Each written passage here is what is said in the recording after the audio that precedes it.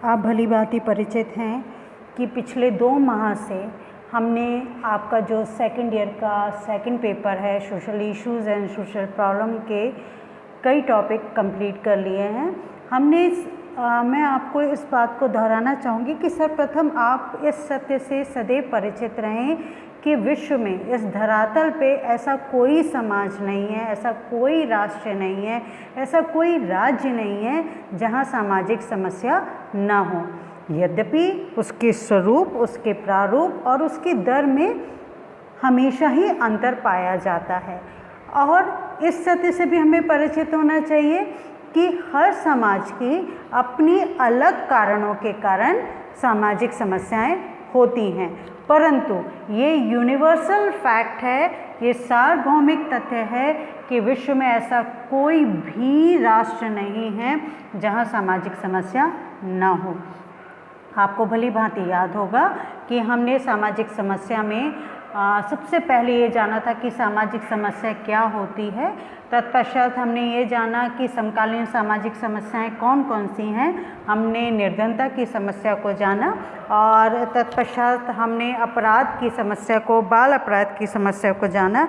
और जैसा कि मैं हमेशा से आपसे एक बात कहती हूँ कि इन सारी सत्यताओं से परिचित तो आप हैं ही, परंतु इस सत्य से भी आप परिचित हो जाएं कि अगर किसी भी राज्य में, किसी भी राष्ट्र में, किसी भी देश में, चाहे वो विकसित हो, चाहे पिछड़े हुए हों, चाहे विकासशील हों, कहीं पर भी अगर सामाजिक समस्या है तो उसके निवारण के अनेकानेक प्रयास सरकारी स्तर पर किए जाते हैं और साथ के साथ सामाजिक स्तर पर भी किए जाते हैं।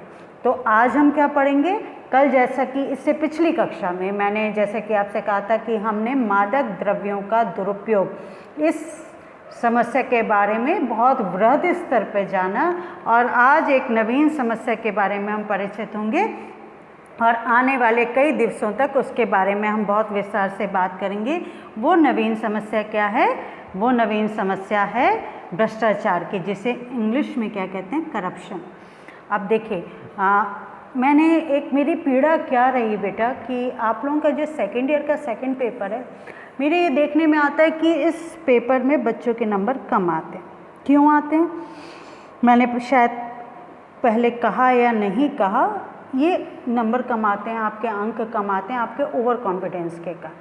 ओवर कॉन्फिडेंस किस बात का होता है कि कोई दिक्कत नहीं है, इस काम को तो मैं बहुत सहजता से कर सकता हूँ, भ्रष्टाचार इसके बारे में तो मुझे सब कुछ पता है, तो इसलिए मुझे अलग से पढ़ने की ज़रूरत ही नहीं है।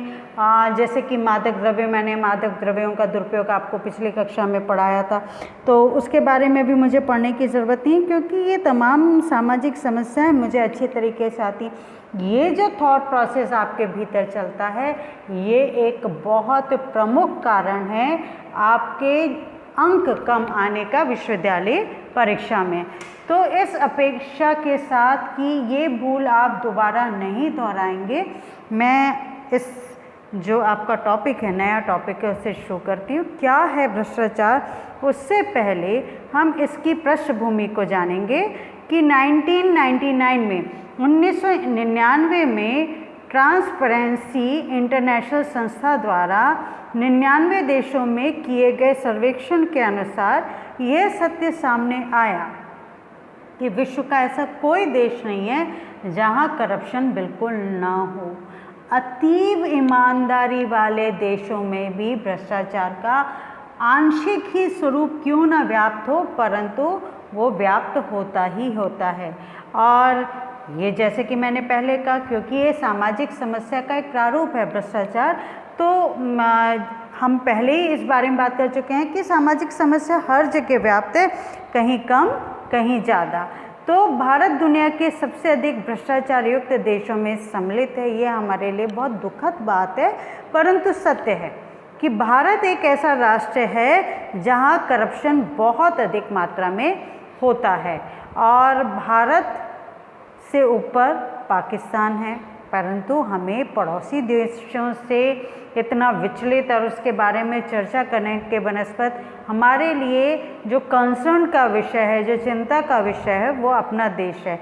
और ये नहीं होना चाहिए, ऐसा हमारी ओर से भरसक प्रयास होना चाहिए। वर्ष 2000 में ये सर्वेक्षण 90 देशों में किया गया और क्योंकि उस समय पाकिस्तान में फौजी शासन था इसलिए वहाँ पर यह अध्ययन नहीं किया जा सका। तो 1999 की तुलना में 2000 में भारत का ग्राफ थोड़ा नीचे जरूर आया था। अब प्रेजेंटली भारत का ग्राफ क्या है, जब ये पूरा अध्ययन जब हम पूरा पढ़ लेंगे भ्रष्टाचार के बारे में तब मैं आपको अवश्य बताऊंगी। तो लेकिन अब दुनिया के भ्रष्टतम देशों की श्रेणी में भारत गिना जाता है, ये दुखद है जैसे कि मैंने आपको बताया। लेकिन स्कैंडिनेविया तथा अन्य कई देशों में ईमानदारी में 10 में से 10 अथवा 8.9 अंक भी प्रदान किए गए थे उस समय। वहीं भारत में कितने कम अंक प्राप्त थे, किसके लिए, ईमानदारी को लेकर, 10 में से 2.1। तो ये तो बहुत ही पीड़ादायक बिंदु है। लेकिन और इस स्थिति में आज वर्तमान स्थिति में कहीं बहुत ज़्यादा सुधार हुआ होगा ऐसी संभावना ना के बराबर है। तो चीन की स्थिति भी बहुत अच्छी नहीं है, उसे भारत से थोड़े से ज़्यादा अंक 3.1 मिले थे। तो भ्रष्टाचार में सबसे ऊपर कौन सा देश है, नाइजीरिया का। यह अध्ययन कब का है, 2000 का। इसके बाद Yugoslavia, Ukraine, Azerbaijan, Indonesia, Cameroon, रूस, Kenya, Mozambique, Uganda, Vietnam, Tanzania, ये तमाम देश वो थे जिनका सबसे ऊपर नाम था। लेकिन कुछ ये तथ्य भी सामने आया कि कुछ विकसित देश ऐसे हैं जहाँ पर इन विकासशील देशों के बराबर ही जो करप्शन है, जो भ्रष्टाचार है वो पाया जा रहा है। जैसे New Zealand, Denmark, Singapore, Finland, Canada, Sweden, Australia, Switzerland, Holland, Norway, Ireland, Britain, Germany, Chile, America में भी भ्रष्टाचार ज़्यादा है। तो ये चीज़ हमने पढ़ी या जानी कि 1999 में जो अध्ययन हुआ था उसमें भारत की स्थिति क्या थी। उसे ईमानदारी के परिप्रेक्ष्य में 10 में से 2.8 अंक ही मात्र प्राप्त हुए थे। अब वर्तमान में जो लेटेस्ट, जो अभी नवीनतम अध्ययन हुए हैं उसके बारे में मैं अवश्य आने वाली कक्षा में आपको बताऊंगी। अब इसके बाद हम जानते हैं क्या है भ्रष्टाचार, भ्रष्टाचार का अर्थ क्या है और इसके संबंध में अलग अलग वैज्ञानिकों ने क्या कहा है। तो ये तो सर्वविदित सत्य है बच्चों की, आप लोग भी मेरे ख्याल से दिन में एक बार तो भ्रष्टाचार शब्द का प्रयोग करते ही होंगे। कैसे करते हैं, आपस में बात करते हैं, आप यंगस्टर हैं, आप युवा पीढ़ी हैं, आपको आने वाले 2-3 वर्षों में नौकरी की आवश्यकता है, तो आप क्या कहेंगे कि करें क्या, इतना ज़्यादा करप्शन है, आजकल ऐसा होता है वैसा होता है, ये आपके वक्तव्य होते हैं। तो किस प्रकार से हम नौकरी सहजता से पा पाएंगे, ये इस तरह के जो वक्तव्य आप लोग बोलते हैं वो कहीं ना कहीं आप अगर विशेषकर युवा पीढ़ी तो इससे बहुत आहत रहती है। लेकिन कमाल की बात है, जो युवा पीढ़ी आहत है भ्रष्टाचार से, वो स्वयं आने वाले समय में अपने निज स्वार्थ के लिए उस भ्रष्टाचार में, उस करप्शन में इन्वॉल्व हो जाती है। और ये एक शब्द है करप्शन, जिसको अगर जिसका आशय हम निकालें तो स्पष्ट होता है कि जो हमारे तौर तरीके हैं, जो हमारी नैतिकता है, उसमें आदर्शों का टूट जाना। ठीक है, अब ये स्पष्ट बात है कि हमारे जीवन में, हमारे जीवन जीने का एक आचरण का हमारा एक तरीका होता है, उस तरीके से हम दूर चले जाएं। वो तरीका कैसा है कि मान लीजिए मुझे अपने प्लॉट की रजिस्ट्री करानी है और मुझे लग रहा है कि मुझे बहुत समय लग रहा है, 2 या 4 या 6 बार मैंने चक्कर लगाए और जो वहाँ पर कंसर्निंग व्यक्ति है, मैंने एक उदाहरण आपको दे रही हूँ, वो काम नहीं कर रहा है, तो मैंने उससे कहा कि आप ये इतने पैसे ले लीजिए और मेरा काम कर दीजिए। तो रिश्वत लेना जितना बड़ा अपराध है, रिश्वत देना भी उतना बड़ा अपराध है। कहीं ना कहीं भारत का हर व्यक्ति, दूसरा या तीसरा व्यक्ति इस तरह के कामों में इन्वॉल्व हो जाता है। तो समाजशास्त्री अर्थ में भ्रष्टाचार लोक जीवन में प्रतिष्ठित व्यक्ति का यह आचरण है, जो भ्रष्टाचार है वो आचरण है कि जिसके द्वारा, जैसे कि मैंने अभी आपसे कहा, निज स्वार्थ या लाभ के लिए अपने पद या सत्ता का दुरुपयोग करना। ठीक है, अब यहाँ एक समाजशास्त्री जिनका नाम मैं आपको बताने जा रही हूँ, नाम है उनका इलियट और मेरिल। ऐसा नहीं है कि इस नाम से आप परिचित होंगे, अपरिचित बिल्कुल भी नहीं हो सकते, क्योंकि पिछली अनेक कक्षाओं में मैंने इस नाम के बारे में आपसे चर्चा की है, क्योंकि ये एक प्रसिद्ध समाजशास्त्री हैं जिन्होंने अलग अलग सामाजिक समस्याओं के संबंध में काफ़ी कुछ शोध किया है, और जो व्यक्ति शोध करेगा वो उसकी परिभाषा के बारे में भी बात अवश्य करेगा।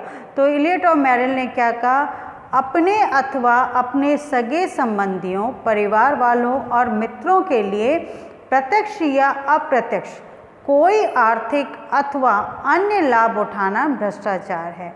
Should I repeat it again? अपने अथवा, सिर्फ खुद के लिए नहीं, अपने सगे संबंधियों, अपने क्लोज नेट रिलेटिव्स के लिए, यहाँ तक कि इसमें फ्रेंड्स भी इन्वॉल्व हैं, और परिवार वालों के लिए कोई अप्रत्यक्ष या प्रत्यक्ष रूप से आर्थिक अथवा अन्य लाभ उठाना भ्रष्टाचार है।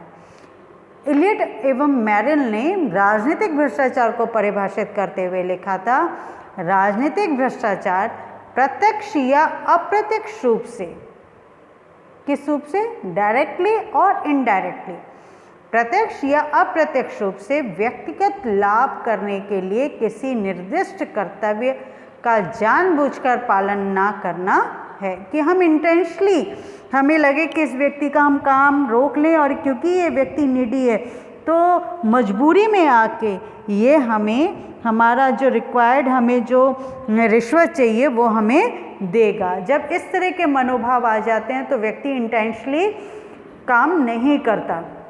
इसी भांति रॉबर्ट ब्रुक्स, इन्होंने भ्रष्टाचार को परिभाषित करते हुए कहा था, इसमें किसी मूर्त या अमूर्त लाभ के लिए किए जाने वाला गैर कानूनी कार्य भी सम्मिलित होता है। अब आशा करती हूँ मैं आपसे असाइनमेंट में भी पूछूंगी कि इलियट एवं मेरिल ने क्या कहा था, रॉबर्ट ब्रुक्स ने क्या कहा था।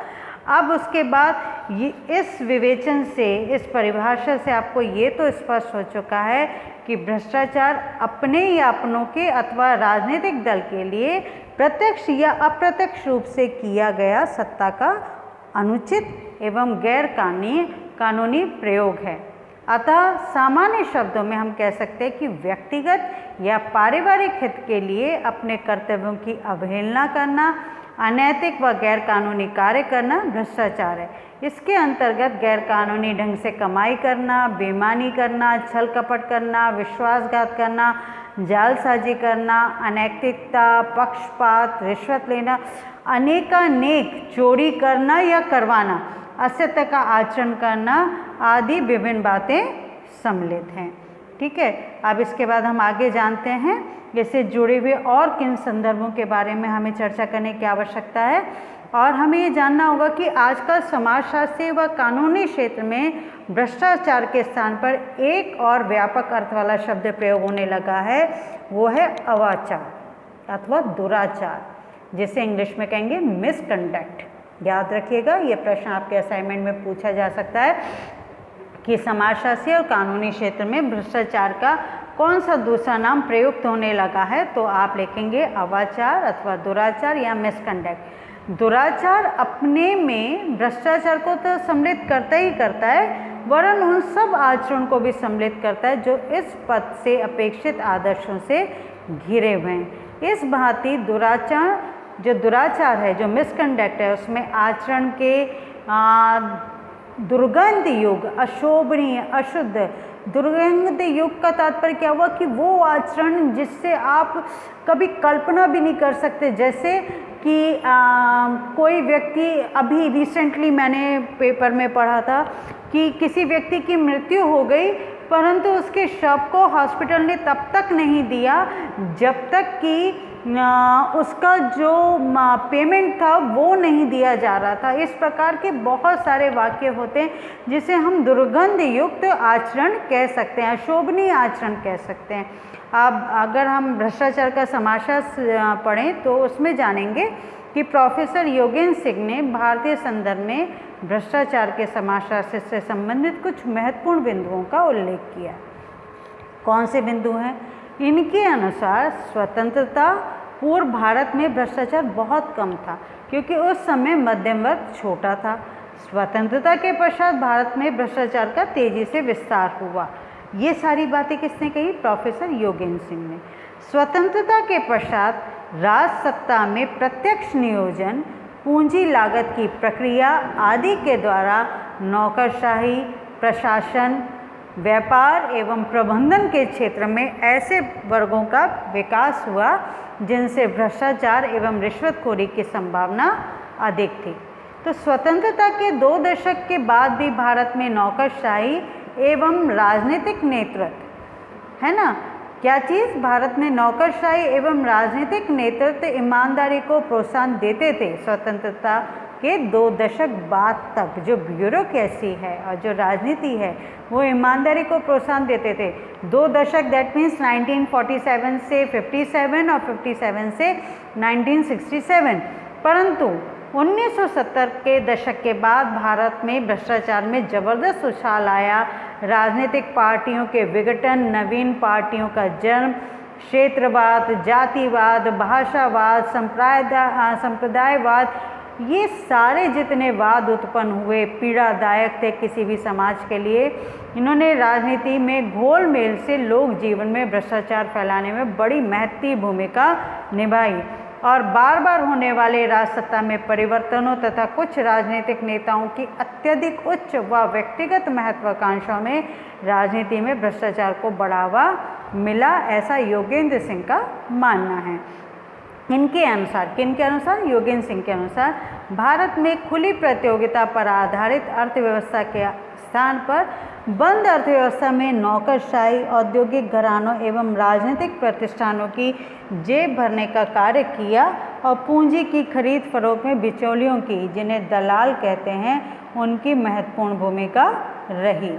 आगे हम जानते हैं प्रोफेसर योगेंद्र सिंह ने और इस पे दृष्टिपात किया है भ्रष्टाचार का समाजशास्त्र पे। उन्होंने कहा कि भ्रष्टाचार के लिए सार्वजनिक संस्थाएं एवं व्यवस्थाएं दोषी हैं।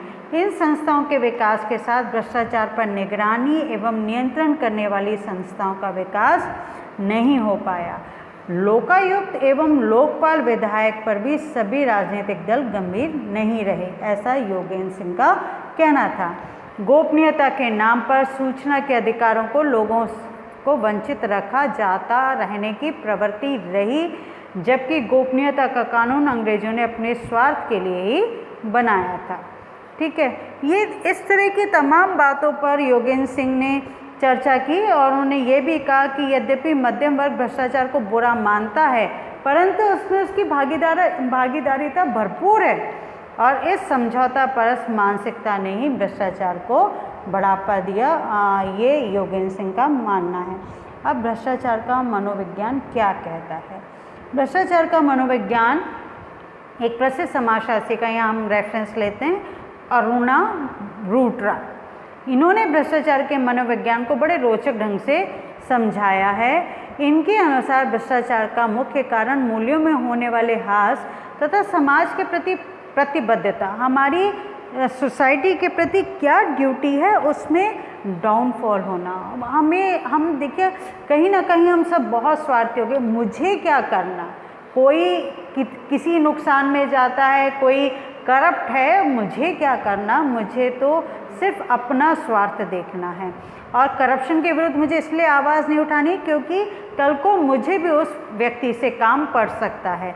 तो जब हमारा थोड़ा बहुत भी हमें अपना फ़ायदा दिखाई दे रहा है तो वो चुप्पी और वहाँ जो उस फ़ायदे के लिए जो हम झुकना शुरू कर देते हैं, वो सारी की सारी स्थिति हमें मानसिक तौर पर गुलाम बना देती है, मानसिक तौर पे हमें इतना क्षीण कर देती है कि हम डायरेक्टली इनडायरेक्टली, अब जैसे देखिए ये भी भ्रष्टाचार में आएगा, ये भी मिसकंडक्ट में आएगा कि एक शिक्षक अगर कक्षा में विद्यार्थी और नहीं पढ़ाता तो ये भी एक शोभनीय व्यवहार नहीं है। जिस चीज़ की उसे सैलरी मिलती है उस कार्य को अगर नहीं करता कोई भी व्यक्ति तो वो मिसकंडक्ट माना जाएगा। लेकिन हमारे देश में अधिकतर मिसकंडक्ट किससे मानते हैं? सिर्फ पैसे से रिलेटेड काम को। तो देखिए यहाँ तक कि जो अरुणा ने कहा कि जो क्रिकेट में सट्टा लगता है, मैच फिक्सिंग होती है, या डॉक्टर्स उन्हीं दवाइयों को अपने पेशेंट को प्रिस्क्राइब करते हैं जो मेडिकल कंपनीज डॉक्टर को डायरेक्टली इनडायरेक्टली बहुत अधिक बेनिफिट देती हैं। तो ये एक ऐसी प्रवृत्ति है जिस पे अंकुश लगाना बहुत मुश्किल है। आपने देखा होगा कि डॉक्टर्स के घर के बाहर में जो मेडिकल प्रैक्टिशनर हैं, मेडिकल रिप्रेजेंटेटिव हैं, उनकी बहुत भीड़ होती है। और वो क्यों आते हैं? वो उनका आने का उद्देश्य स्पष्ट होता है कि उन्हें अपनी दवाइयों की सेलिंग बढ़ानी है, अपनी दवाइयों को बेच रहा है, और उस बेचने के लिए देखने में ऐसा आया है कि वो डॉक्टर्स को, चिकित्सक को प्रलोभन देते हैं कि अगर आपने, और देखिए भारत सरकार लगातार इस बात पे दृष्टिपात करती है कि जो जेनेरिक दवाइयाँ हैं वो दवाइयाँ सेम वही दवाइयाँ होती हैं जो प्राइवेट फर्म्स बनाती हैं, उसमें वही केमिकल्स होते हैं, वही सभी जो ज़रूरत के जो सामान होते हैं वो सब चीज़ें उसमें उपलब्ध होती हैं। और उसके बावजूद भी हम डॉक्टर क्यों प्रिस्क्राइब करते हैं? जैसे एक जेनरिक दवाई 5 रुपए की आती है, वही जेनरिक दवाई लगभग प्राइवेट फर्म्स में 100 रुपये की एक दवाई की बात कर रही हूँ, 100 रुपये 150 रुपये तक इतनी तक की आती है। लेकिन डॉक्टर्स कभी भी जेनरिक दवाइयों को प्रिस्क्राइब नहीं करते। विशेषकर मैं किन डॉक्टर्स की बात कर रही हूँ? जो प्राइवेट मेडिकल प्रैक्टिस करते हैं, ठीक है, या प्राइवेट हॉस्पिटल्स की मैं बात कर रही हूँ, मैं सरकारी चिकित्सकों की बात नहीं कर रही हूँ यहाँ पर। तो ऐसी स्थिति में पेशेंट की मजबूरी हो जाती है कि जो दवाइयाँ डॉक्टर्स ने लिखी हैं उन्हीं दवाइयों को वो लें। ये भी देखने में आया कि करप्शन का एक बहुत ज़बरदस्त तरीका क्या होता है कि लगातार आप क्या करते हैं, जो चिकित्सक हैं वो अनावश्यक मेडिकल टेस्ट भी लिखते हैं, जिससे जहाँ से मेडिकल टेस्ट होता है वहाँ से उनका कुछ फिक्स अमाउंट निश्चित होता है, ऐसा शोध से पता चला है। ठीक है, अब ऐसी स्थिति में भी इन चीज़ों का विरोध समय समय पर हुआ है। उसी तरीके से जो लॉयर्स हैं, एक केस जो अपेक्षित है कि 1 या 2 साल में ख़त्म हो जाए, ये इसमें कहीं कोई शक नहीं है कि बहुत अधिक दबाव होता है न्यायपालिका के ऊपर, जजेस की संख्या कम है और बहुत अधिक केसेस होते हैं, परंतु वकीलों के हिस्से में ये देखने में आता है कि कई बार अवांछित रूप से वो अपने केस को अवॉइड करते हैं। तो ये भी एक मिसकंडक्ट में माना जाता है। ठीक है, अब इसके बाद हम बात करेंगे भ्रष्टाचार के स्वरूप की। तो भ्रष्टाचार जो कि जैसे कि हम साफ साफ पहले भी बात कर चुके हैं कि आचरण या दुराचार नहीं है, बल्कि इसमें सिर्फ यही नहीं है, बल्कि इसके अनेक प्रचलित रूप हैं। कौन कौन से रूप हैं? घूसखोरी, झूठी रिपोर्ट देना, लोकपद का दुरुपयोग करना, गैरकानूनी क्रियाओं का संरक्षण देना, भाई भतीजावाद करना, लोक धन का दुरुपयोग करना। तो आज हम इसके कुछ स्वरूपों के बारे में पढ़ेंगे। पहला है घूसखोरी तथा अनुचित लाभ। जैसे कि नाम से स्पष्ट है कि घूसखोरी का तात्पर्य होगा कि आपको अपना कार्य कराने के लिए, चाहे वो सरकारी संस्थाएं हैं चाहे निजी संस्थाएं हैं, उस पर आसीन जो व्यक्ति है, चाहे वो क्लरिकल स्टाफ है, चाहे वो मिनिस्ट्रियल स्टाफ है, चाहे वो इवन दो इसमें 4th क्लास भी इंक्लूडेड होता है, या फिर जो ऑफिसर क्लास है, ये सभी कहीं ना कहीं, और यहाँ तक कि जो लोक नेता हैं, ये एक चेन सी बनी होती है, सब आपस में इन्वॉल्व होते हैं। ठीक है, और किसी भी कार्य को करने के लिए ये एक पर्टिकुलर अमाउंट की डिमांड करते हैं, और चूंकि व्यक्ति को येन केन प्रकारेण अपना काम करवाना होता है, तो वो उस घूसखोरी में संलग्न होता है। सामने वाला व्यक्ति रिश्वत मांगता है और दूसरा व्यक्ति उसे रिश्वत देता है। यद्यपि भारत का जो अपराधी कानून है वो इसे अवैध घोषित करता है, परंतु आप भी जानते हैं कि घूस से संबंधित पक्षों के विरुद्ध कानूनी कार्रवाई की जाने के बावजूद भी भारत में भ्रष्टाचार कितनी तेज़ी से पनप रहा है। इसकी जड़ें इतनी गहरी हैं कि आने वाली सदियों तक इसकी जड़ों को हिला पाना बहुत मुश्किल है। अब इसके बाद इसका दूसरा स्वरूप क्या है? संरक्षण देना, भाई भतीजावाद करना, पक्षपात करना। और आज ही मैं एक समाचार पत्र में पढ़ रही थी कि 2 वीक्षकों को इसलिए उन पर कार्रवाई, मिसकंडक्ट की कार्रवाई करने का अनुशंसा की गई है क्योंकि उन्होंने अपने चिर परिचित को एग्ज़ाम में चीटिंग कराई। ठीक है, ये मैंने एक ऐसा उदाहरण दिया जिससे आपको मेरी बात को समझना सहज होगा कि संरक्षण क्या है कि आप किसी पद पर हैं और आपको लगता है कि आप अपने किसी परिचित को, अपने मित्र समूह को, अपने परिवार के किसी सदस्य को ऋण दिलवा सकते हैं, अनुदान दिलवा सकते हैं, या फिर आप उसकी, जैसे मैंने आपको उदाहरण बताया कि किसी भी प्रकार से आप सहायता कर सकते हैं अपने समर्थकों की, अपने जो आपके फॉलोअर्स हैं उनकी, तो आप इस प्रकार के संरक्षण की प्रवृत्ति को अपनाया जाता है। ठीक है, अब इसके बाद हम अगला स्वरूप देखते हैं इसका, वो है, अभी तक हमने घूसखोरी देखा, संरक्षण के बारे में जाना, अब हम दृष्टिपात करेंगे राजनीति अपराधी गठबंधन पे। ये क्या है? बिल्कुल स्पष्ट है बेटा, और आजकल तो ये प्रवृत्ति पिछले 3-4 दशकों में तो बहुत अधिक बढ़ी है। जैसे कि योगेंद्र सिंह ने कहा कि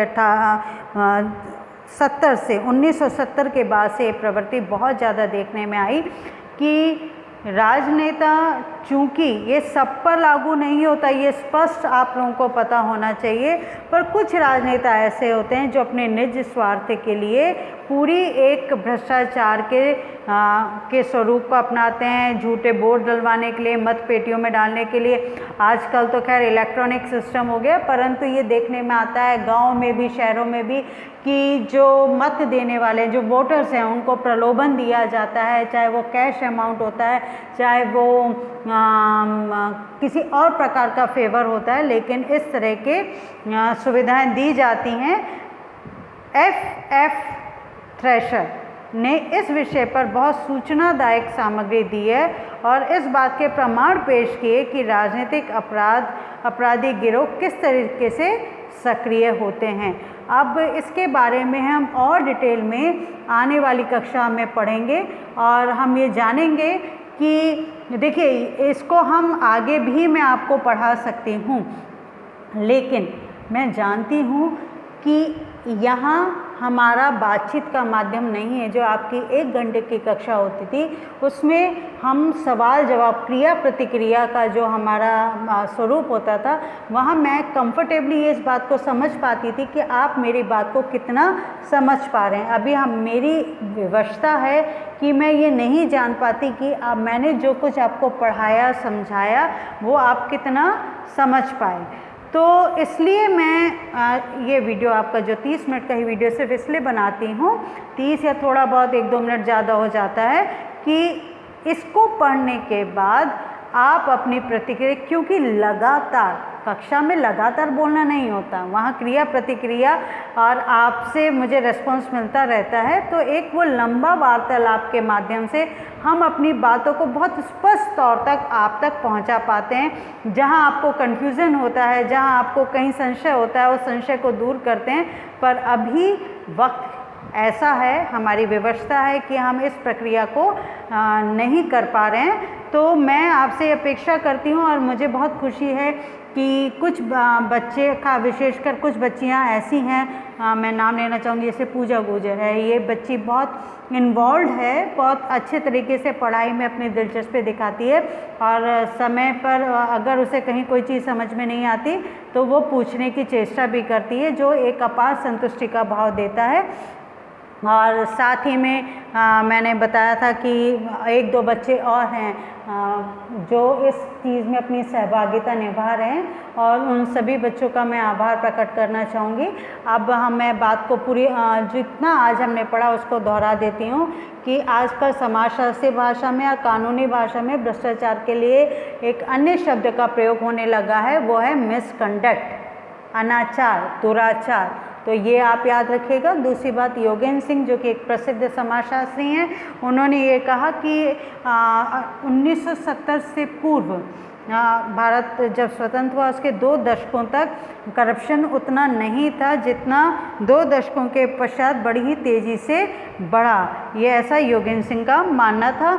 उसके बाद हम ये बात भी ध्यान रखने योग्य है कि भ्रष्टाचार के अनेक स्वरूप सभी समाजों में, सभी देशों में विद्यमान है।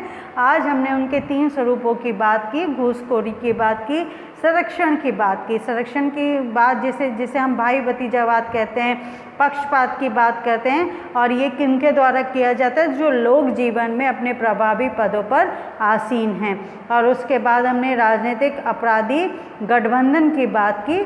तो ये सभी चीज़ों को पढ़ने के बाद मैं आशा करती हूँ कि आपने आने वाले समय में आप इसको बहुत ध्यान से पढ़ेंगे और कोशिश करेंगे जो असाइनमेंट मैं आपको देती हूँ उसे सॉल्व करने का। थोड़ी देर में मैं आपको इसके PDF नोट्स भी अवेलेबल करा दूँगी। खूब पढ़िए, खूब उन्नति कीजिए और जीवन में सदैव खुश रहिए। अपने मन को खुश रखिए। मन को खुश रखेंगे तो जो कुछ आप पढ़ेंगे वो आपको बहुत सहजता से समझ में आएगा। God bless.